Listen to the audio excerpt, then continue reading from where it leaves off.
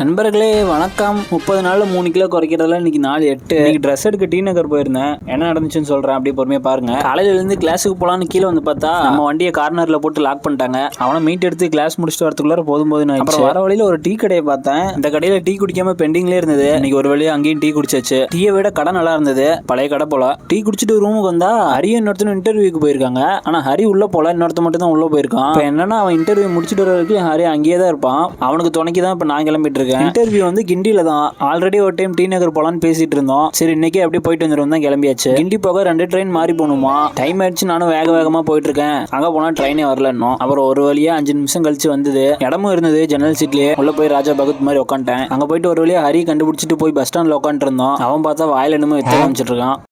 அப்புறம் ஒரு வழியா இன்டர்வியூ போனோம்னு வந்தோம். அவனை கூட்டிட்டு அப்படியே டி நகர் கிளம்பிட்டோம். அப்புறம் டி நகர்ல தான் எங்கேயும் மாம்பழமும் இருக்கும். நீ தான் தெரியும் எனக்கு. இங்க ஃபுல்லா நிறைய கடை இருக்கு. இங்க வந்தோம்னா கம்மி ரேட்ல நிறைய ட்ரெஸ் எடுத்துட்டு போலாம். அது ஷாப்பிங் முடிச்சுட்டு சாப்பிடலான்னு ஒரு கடைக்கு போனோம். அங்க ஒன்றும் பெருசாலாம் சாப்பிடல. ஷவர்மா தான் ஆளுக்கு ஒன்று சாப்பிட்டோம். ஷவர்மா வர கேப்ல இவன் என்ன பண்றேன்னு பார்த்தா ஏரோ பசில் கேம் விளையாண்டுருக்கான். அப்புறம் ஷவர்மாவும் ஒரு வழியா வந்துருச்சு. சாப்பிட்டு அப்புறம் கொஞ்ச நேரத்துல ஷாப்பிங்லாம் முடிச்சிட்டோம். நல்லா சுத்திட்டு நீ ஃபுல் டயர்ட் ஆயிடுச்சு. வர வழியில கோசப்பழம் ஒன்று வாங்கிட்டு வந்தோம் ரூமுக்கு. அதை ஆளு கொஞ்சமா சாப்பிட்டு இருந்தோம். அப்புறம் அதை சாப்பிட்டு ஒரு தூக்கத்தை போட்டு ஜிம்முக்கு வந்துட்டேன். இன்னைக்கு புஷ்டே தான் நமக்கு. நண்பர்களே அப்புறம் வேற ஜிம்மு மாறலான்ட்டு இருக்கேன். இங்க என்னன்னு தெரியல, ஒரு மாதிரி செட் ஆகல.